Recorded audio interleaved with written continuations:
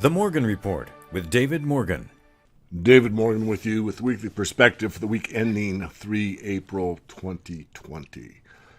Well, let me go over the stock market in general. I usually restrict this to the U.S. stock market, and I am again today. So right now on the daily, the S&P 500 looks like it may be stabilizing, but that's a daily chart. If you look at the weekly, which gives you a better perspective as far as what the real truth is, as far as longer term trends, it still looks rather horrific. And it's proving the market is still in a downtrend or a correction mode. Well, choose your wording however you like it.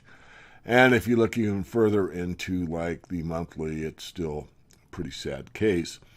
John Murphy, who's I think one of the best technicians out there, he's been gone for a while, and he writes that he's been keeping a close eye on the TV reporting about the stock market, and was surprised that most analysts and strategists were saying that it's pretty much business as usual. The plunge isn't really that bad. Looks like stocks are bottoming, and he sums it up by saying, well, I certainly hope they're right, but all technical work basically indicates that we are too complacent at this point in time, and there's probably more damage to be done.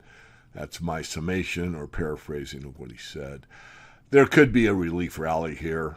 In fact, I expect there will be one at some point in time, and maybe it'll be enough to be what I would term a sucker's rally. We're not in a buy the dip mode. We're in the sell the rally mode. The main trend change is gold up, stocks down. I think I said that last week, and I'll probably continue to say it. I've been saying for months that the global economic system was in a contraction. Now it's more than a contraction. It's fallen off a cliff. And unfortunately, regardless of when the CV-19 is resolved or how it's resolved, the point being that a lot of these businesses that are not in business right now will not come back. So we'll be entering a new world of less rather than more. And a lot of growth that people were thinking would occur may not occur. And one of the main areas that's so important, and I've stressed, is the production of food. Who's planting the seeds? Who's cultivating the fields? Who's getting fertilizer? Who's doing what's needed to feed the population of the planet? And the answer is backyard farmers or backyard people, and the farmers themselves, but they can't get help.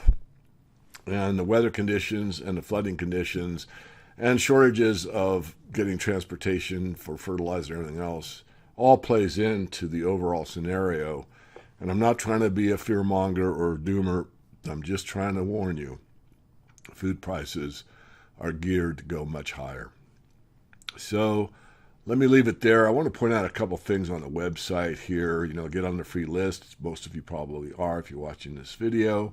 But the blog is right here. And it's kind of important. I do so much free information that you can look at this. I just got a call with a guy that was quite happy to learn about this eighth wonder of the world that I did last week for the Weekly Perspective. And, if you have a financial planner and you're paying them, or even your stockbroker, ask them how long compound interest is good for. And see if they can answer that question, because it can't go on forever, as I proved last week with my update. If they say, well, it's forever. And, even what we do at the Morgan Report is like we use the interest rate, basically, for a methodology to get a return rated ahead of time what the present value of money is, what it'll be in the future, assuming certain parameters. And it's standard in the industry. And it does work short term, but as I proved last week with the update, you can't keep compound interest going forever. And that's the case. If you're interested in buying silver or gold at a very low markup over spot, this place over here on the right where my cursor is, it says Own X, Access, Automate, Accumulate. It doesn't really say much of what it really is, but it shows a silver bar and a gold bar. If you click through there, you will get to our landing page that explains the program, I think, better than they do. So you have a pretty good idea. Then you just come over here and click this again, and then you will be taken here where you will start right there, because to just land on that page, click that and get that, most people are just going to balk at it. Wait a minute, I don't even know you people, and you want my email, you want me to create a username and password? And the answer is, I think they need a step or two in between. So we put a step in between to try to make it very clear that you can make a one-time purchase, you can start an IRA, you can build a stacker program where you buy every month, which is what I've done for over 10 years. Never had a problem with them. Many people that have been paid subscribers use this to stack. There are other ways to do it, but right now this is probably, in my view, one of the best ways to do it, because the markups, the premiums are relatively small compared to almost anywhere else that I know of. So going a bit further, if you go to YouTube and you type in their search engine, the Morgan Report, you will come here and you will get to our main page. And here are the videos that I do that are usually on the blog as well.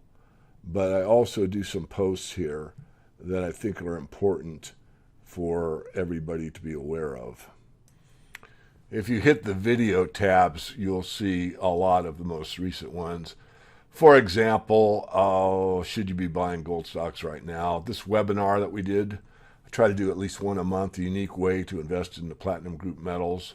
32 minutes, I interviewed the CEO, the impact of the coronavirus. We've done, that was weeks ago, or a month ago, I should say, 4 weeks ago.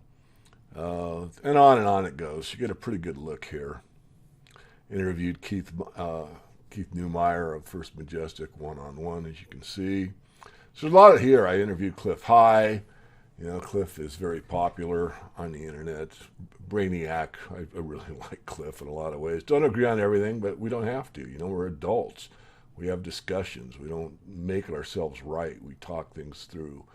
Anyway, there's a lot there, as you can see. I've been at this a long time. This is all free. It's my time. Remember, time is the most valuable commodity any of us have. And I'm willing to give you a lot of mine to try to help people that never deal with me in a monetary manner. The Silver Manifesto has been out of stock for a long time. And I am getting a shipment. It's on a slow boat from China. That's not a joke. It should be here probably within the next 2 or 3 weeks.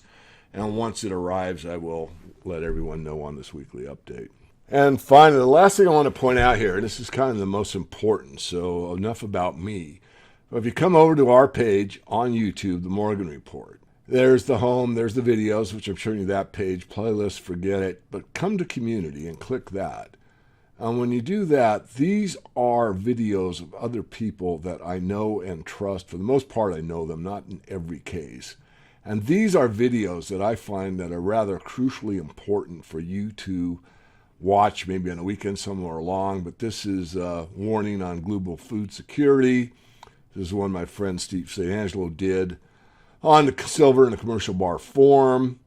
This is one on this silver uncut. This guy is extremely good. Shout out to him. I don't know his name. This video they took down because it was too truthful. That's really the reason.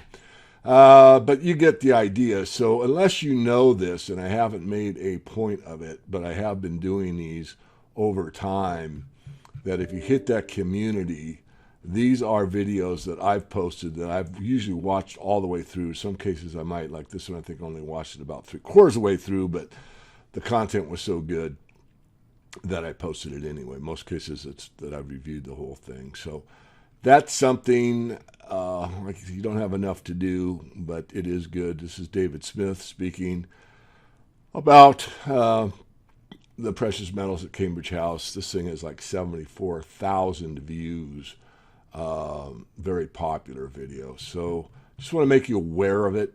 You can come to the home, you hit the videos, you can see all of them, but don't leave out at least perusing the community videos, then checking out stuff that I don't do, but I think is worthwhile. Again, this food situation I think is extremely important.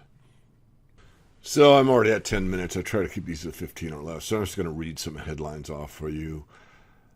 Saudi-Russia oil war is a game theory masterstroke. Very interesting. You can type that in and read that. I did. It's a little involved article. Volkswagen extends Mexico's production halt as CV bites. U.S. weekly jobless claims blow past 6 million as coronavirus locks down. New York City, current business conditions plunge to the lowest reading on record. Concerned, this is a new headline, concerned that Asia's could blow a hole in future economic recovery. Gold posts first gain in 5 sessions after another surge in jobless claims. Perth Mint sold out of gold kilo bars. British Airlines could suspend 36,000 employees. Flight attendants say government stakes in airlines in exchange for grants could cost jobs. Iran warns U.S. against warmongering. Business protect themselves from coronavirus, spur civil unrest by boarding up storefronts. Oil refiners face reckoning as demand plummets. Britain's food banks prepare for a surge in demand as millions lose their jobs. White House advisor Fauci says coronavirus vaccine trial is on target. Well, we already know that's not necessarily true. If you listen to Greg Hunter's weekly wrap-up this week, you might get a different take on that. Pandemic spreads in Latin America as cases pass 20,000. A Swiss hotel is selling luxury quarantine with a $500 coronavirus test. And that's really going to sum it up. I will say that the New Morgan Report is out this weekend. It should be out quite soon. We did all the company updates. I think every company that we track had an update with the exception of some of the speculations. I will just read what I wrote about platinum, which most of you aren't that interested in, but it's interesting because it kind of goes with the whole scenario of this shutdown. And this one's a little bit different because it's not because of the coronavirus. The world's largest platinum producers, Anglo American Platinum and Sabine Stillwater and Impala, have declared force majeure on contracts after a 3-week national lockdown forced operations to close in South Africa. So I guess I'm wrong. You can't blame it on CV, which accounts for around 70% of mined platinum supply. 70%. The shutdown was called in mid-March to try to slow the spread of coronavirus. As we discussed, many miners have been put their operations on care and maintenance and have reduced metal processing. The coronavirus has also slowed demand for platinum for global car companies. So far, this has not hurt the palladium price. Seabain has also significantly reduced the number of people working as palladium operations in the United States. It used to be Stillwater over in Montana, a couple states away from me. It's been bought by the Russians, basically. And Implats, which is also a platinum producer, said it has sent force majeure letters to all consultants and contractors. So it might be interesting to look at the white metals, not necessarily platinum, but palladium. Excuse me, it might be good to look at platinum and not palladium, although palladium is certainly working its way higher. Platinum, I think, is undervalued, but it is more of an industrial metal than a monetary metal. So I'm going to sign off with my typical, there's nothing more powerful than the truth, but I thought I would add to that a little bit. These are supposedly the top 10 reasons for telling the truth. 1, being true to yourself and true to those around you will make your life a lot easier. 2, the sooner you tell the truth, the easier it is. 3, the longer we hold back the truth, the harder it is for ourselves and others. 4, when we tell the truth, our relationships grow stronger and richer. When we hold back the truth, our relationships suffer, including our relationship with ourselves. 5, telling the truth creates freedom and lightness. Holding back the truth creates excess baggage. The more we hold back, the more baggage we have. 6, when we tell the truth, we are blessed with intimacy. When we hold back the truth, we feel alone and separated. 7, telling the truth increases our ability to be happy. Withholding the truth can cause numbness, apathy, anger, and sadness. 8, when we tell the truth, we become more trustworthy. When we hold back the truth, people don't trust us. All relationships are built on trust. 9, when you tell the truth, it becomes easier to reach your goals. When you withhold the truth, reaching your goals is much harder. And 10, when you tell the truth, you attract people who also tell the truth. When you hold back the truth, you attract needy people that can drain you. That's it for this week. I will be back with you next week with another weekly perspective. David Morgan signing out.